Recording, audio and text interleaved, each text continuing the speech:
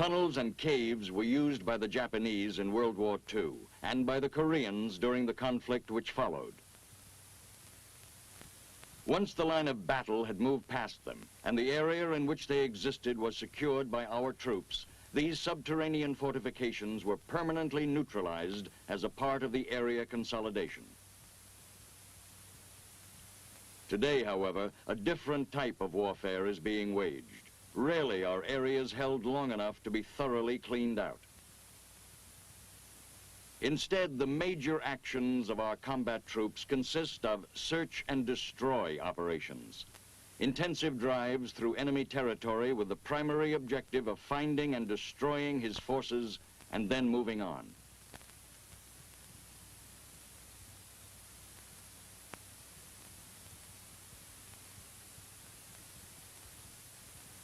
Seldom is the occupation of terrain for extended periods an objective in itself. And in these situations, the enemy's use of earthen tunnels becomes increasingly serious. He can hide in them until our troops pass, then emerge and attack from the rear. In them, he can store supplies for future operations in the area. If the enemy leaves his tunnels deserted during a sweep operation, he will find shelter and operational facilities in them when he returns. And if they are intact, he can resume his guerrilla activities almost as though no interruption had taken place. Thus, it is obvious that to effectively strike the enemy and destroy his ability to wage war in guerrilla situations, his tunnel shelters must be demolished or denied him as they are encountered. This is a relatively new but important military concept, for tunnel use is included in the doctrine of various armed forces, particularly in the Orient. In the future, this doctrine may well be applied not only to guerrilla warfare, but to any type of conflict anywhere in the world. Therefore, an understanding of earthen tunnels and the means of destroying or neutralizing them is essential to today's soldier. Earthen tunnels may be dug or utilized in military operations wherever the tactical situation warrants, although they are practical only where large civilian labor forces are available for their construction.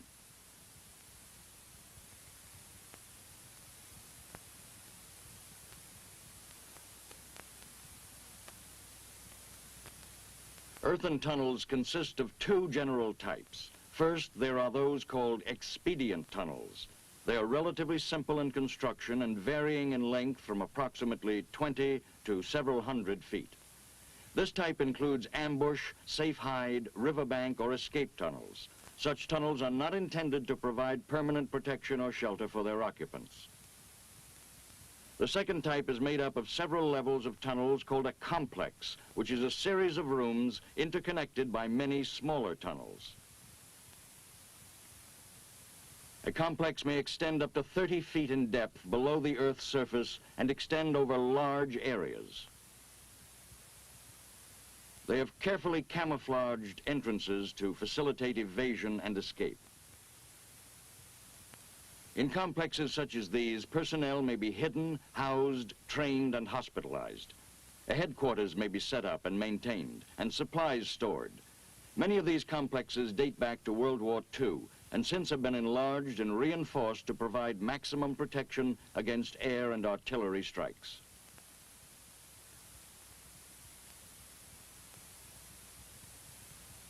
Such huge complexes are generally found away from populated centers. They are the most difficult to demolish, but can be destroyed if time, supplies, equipment, and personnel are available.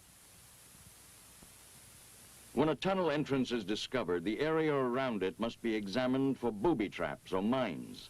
These are generally used by the enemy for protection or warning, and until this check has been completed, the tunnel should not be entered. Before entering a tunnel, recon personnel must have the equipment they need to do the job. A powerful flashlight in good condition and with fresh batteries, and a probe, such as a bayonet, is a must. So is a protective mask and a hand weapon. With the entrance area cleared, the next step is to perform a thorough reconnaissance of the tunnel to determine how recently it has been used and if enemy personnel are present. This reconnaissance is essential. Powerful weapons should be avoided, for if fired in a tunnel, their intense sound blast can cause deafness lasting as long as 30 minutes. And a tunnel and flushing team need all their senses in full working order at all times.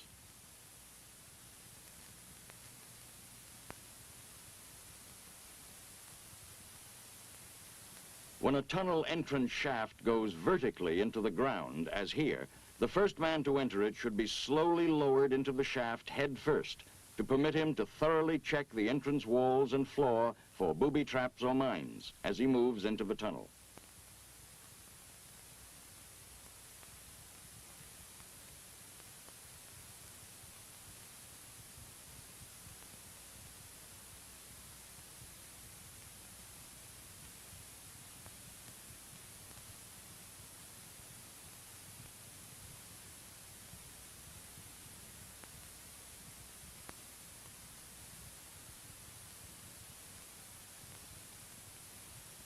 When the shaft is over 8 feet deep, the point man should be secured with a rope so that he can be quickly pulled to safety in case of emergency.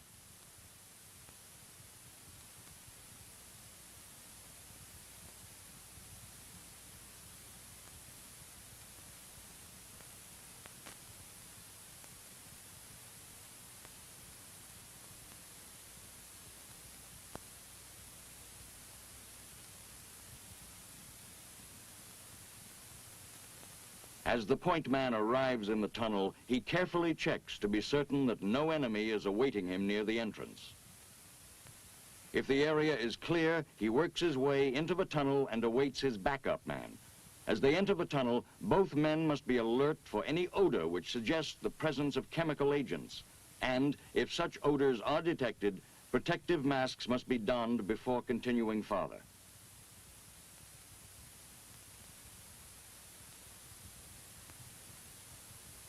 When both men are in the tunnel, they begin their reconnaissance, cautiously and carefully.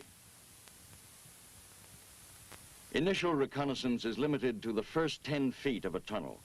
If it continues beyond 10 feet, the recon team should return to the entrance to pick up CS grenades and communication equipment. Then they resume the reconnaissance of the entire complex. In this demonstration, this action is omitted. During tunnel reconnaissance, always assume that the enemy is somewhere in the tunnel. He probably is.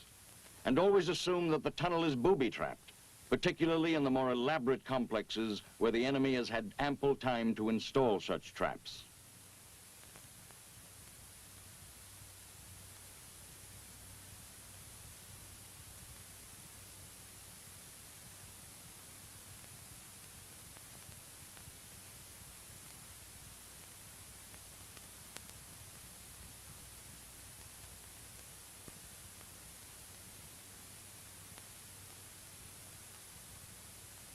Carefully examine all surfaces of the tunnel, floor, walls, and ceiling, for booby traps or mines, as well as for false walls or hidden passageways.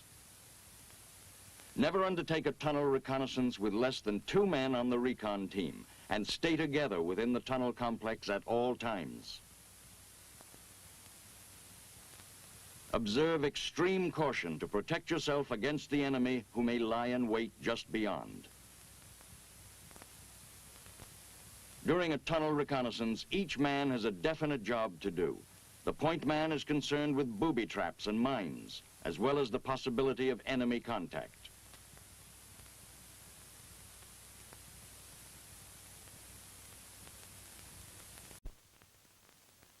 The backup man is alert for information of intelligence value. He also notes details of the tunnel construction and layout, and estimates the depth of soil which lies over the tunnel complex throughout its entire length. This soil is called overburden. When the tunnel has been thoroughly explored and its extent, size, depth, and contents have been determined, this information is carefully and completely noted. Then the precise location of the tunnel is established. This information must then be reported through channels to the tactical commander.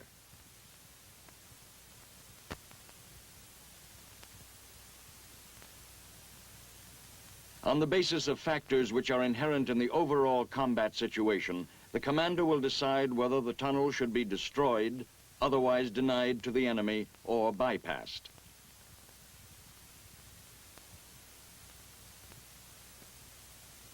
The extent of desired demolition or denial may be left up to the unit commander.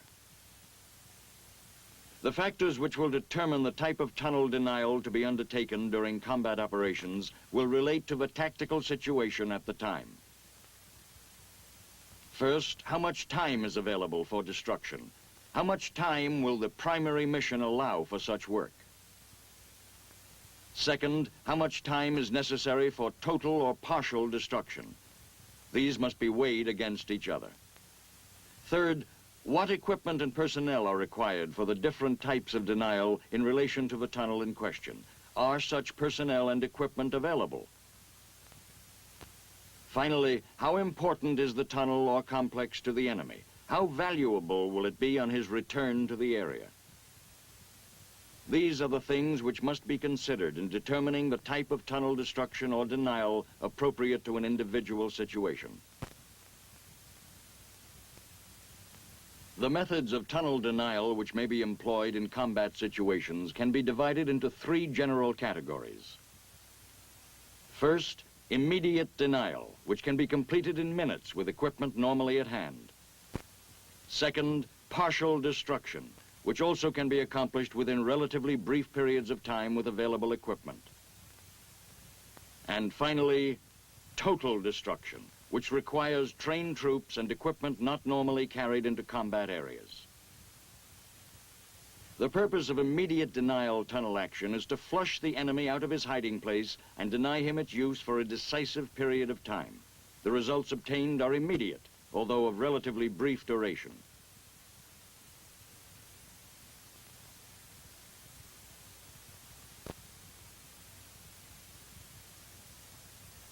To drive the enemy from the tunnel, CS is used in solution or powder form.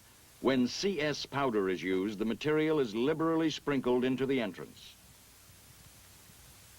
The tunnel is then sealed as tightly as possible, forcing the CS fumes to spread back into the underground passageways and drive the enemy out through other exits, since normally they have no protective masks available.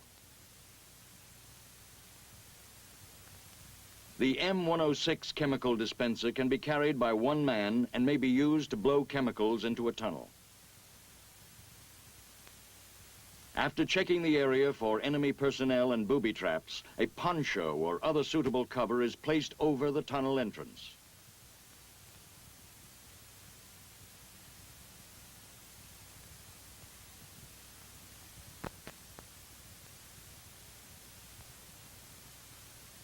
The discharge hose from the dispenser is inserted through the cover, ensuring that a tight seal is maintained around the hose.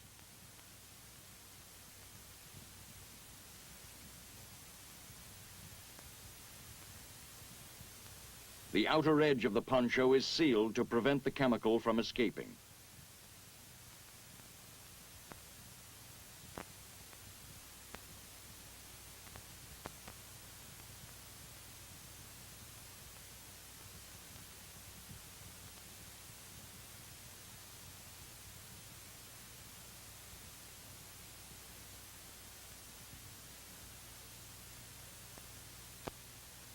After all openings are sealed, the engine is started. The fan then forces the chemical throughout the tunnel. CS may also be introduced into tunnels by using CS grenades. As in all such denial efforts, the tunnel entrance should be tightly covered to prevent the escape of the CS fumes and force them back into the passageways.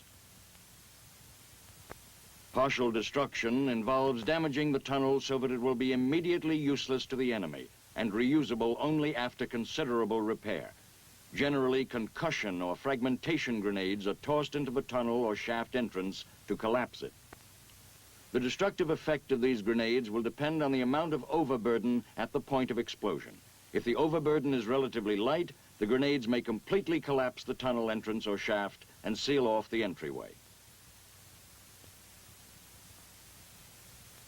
Even if complete collapse is not obtained, grenades will usually dislodge enough earth to effectively block the entrance.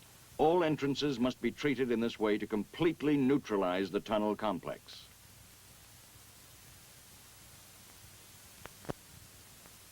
Conventional military explosives such as dynamite, TNT, or C4 can also be used in partial tunnel destruction.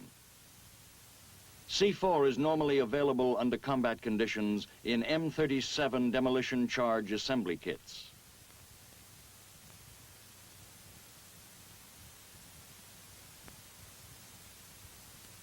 Using the blasting cap crimpers contained in the demolition kit, prepare 2 of the blocks to receive the demolition priming assembly boosters.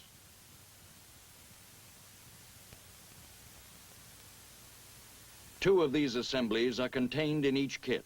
They consist of 5-foot lengths of detonating cord with a priming adapter and booster attached to each end. Place the boosters into 2 of the 8 blocks.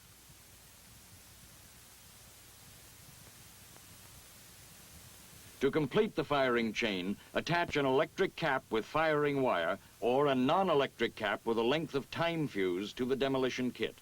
We will use a non-electric firing assembly. Cut a piece of time fuse of sufficient length to allow personnel to move back to a safe area.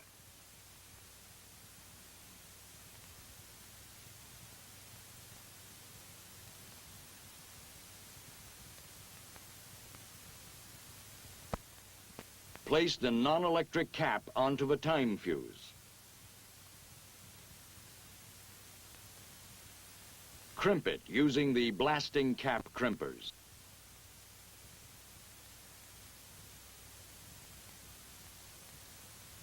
Attach the blasting cap to the 5-foot length of detonating cord.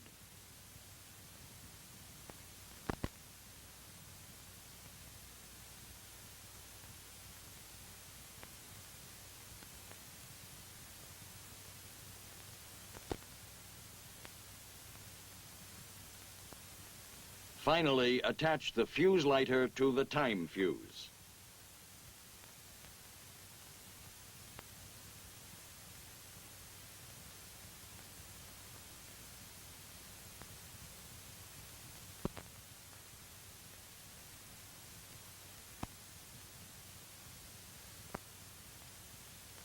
When the explosive assembly has been completed, fire intensely into the tunnel entrance to drive back any enemy who may be waiting inside. Place the charge as deeply in the entrance as possible.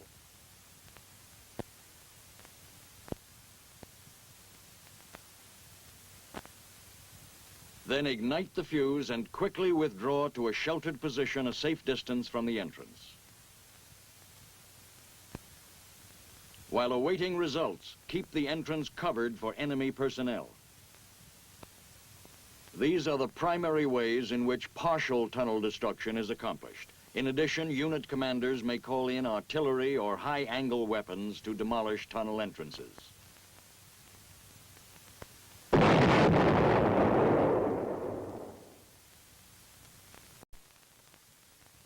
The total destruction of a tunnel is a job which should be handled only by specially trained troops, using equipment not normally carried in forward areas during combat operations.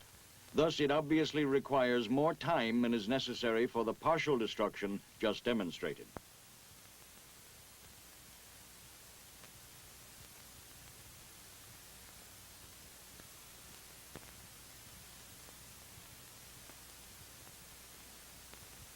Once total destruction has been directed, the first step is to have another thorough reconnaissance of the complex made by the specially trained personnel assigned to the demolition.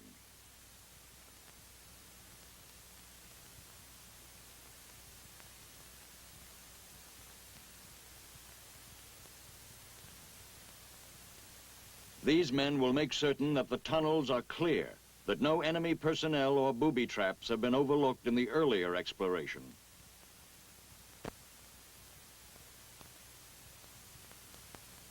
They will precisely map the complex and carefully estimate the overburden throughout the entire system, making special allowances in their estimates where multi-level tunnels are involved. Based on the findings of this reconnaissance, the amount of explosive can be calculated and charge placement can be determined. Calculation is based on rule of thumb, which is developed through extensive experimentation and experience within the area of operation. It requires consideration of two factors: the amount of overburden and tunnel length. The rule of thumb requires that for overburden up to 10 feet, use 2 pounds of explosive per foot of tunnel length. Increase the amount of explosive 2 pounds for each additional 10 feet of overburden.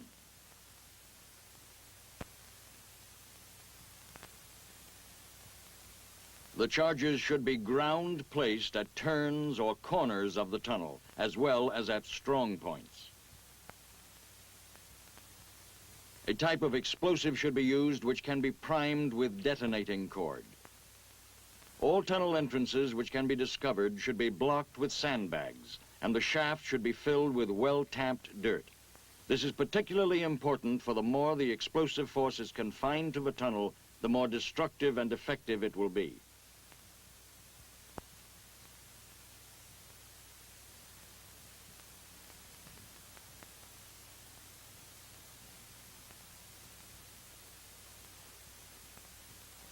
In tunnel destruction, explosives should be primed with det cord and then electric or non-electric means used to initiate the action.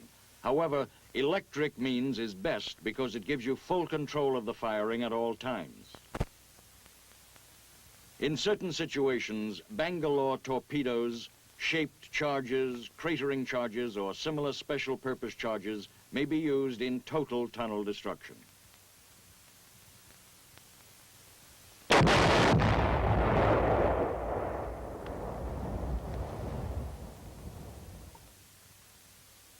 In its continuing search for more effective ways of destroying large enemy tunnels and complexes, the Army has developed this XM-242, Liquid Explosive Demolition Kit, for use with the powerful liquid explosive nitromethane. Each kit contains the equipment required to destroy a tunnel 500 feet long with an overburden of 10 feet.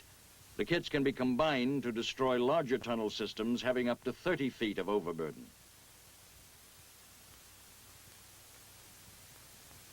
Each kit includes a portable gasoline engine-driven air compressor, 2 55-gallon drums of liquid explosive nitromethane, enough hoses to connect to the compressor, and 55-gallon drums.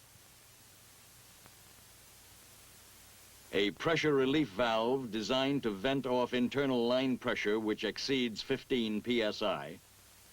A valve flow control regulates the flow of explosive, and a monitor box that indicates when drums are empty. The monitor box is connected to a sensor attached to the hose inside the drum by using 500 feet of cable. The kit also contains an arrestor that provides a safety device to prevent propagation of the detonation back to the drums and pumping equipment. Tools and accessories for assembly. And finally, a drag pack containing 500 feet of lightweight, lay-flat plastic tubing. After the hose and generator are connected to the drums, this plastic tubing is paid out and must be tied off with a figure-8 knot. Overhand knots will not hold.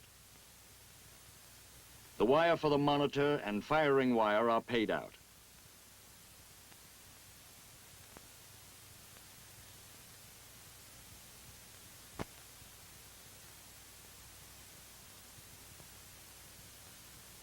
The monitor is connected to the monitor wire. At the tunnel entrance, explosive is placed around tubing and primed with 2 blasting caps.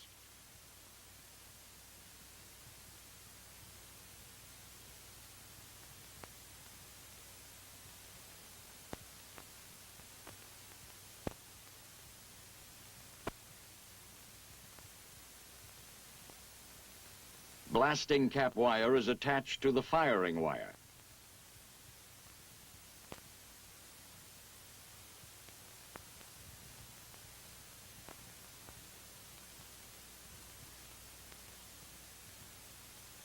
The compressor is started.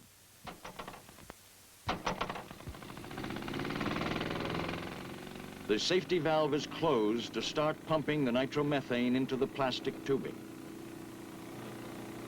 Be sure that nitromethane is flowing through the flow sensor module into the plastic tubing. Then move back to the firing point.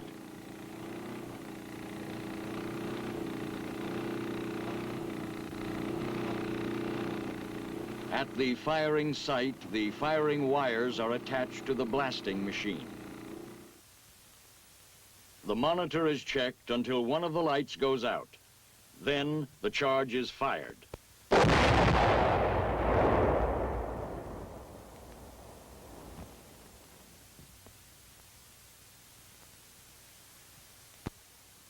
These, then, are the general principles of neutralizing or destroying enemy earthen tunnels in combat.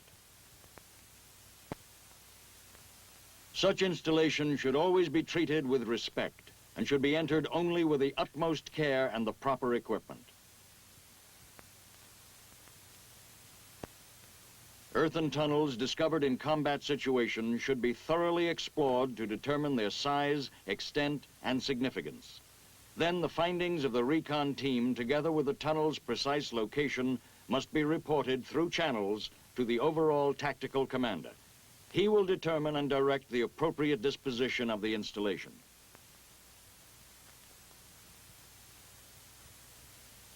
For immediate denial, CS in various forms may be used by combat personnel. For this to be effective, all entrances to the tunnel must be tightly contained to keep the agent from escaping.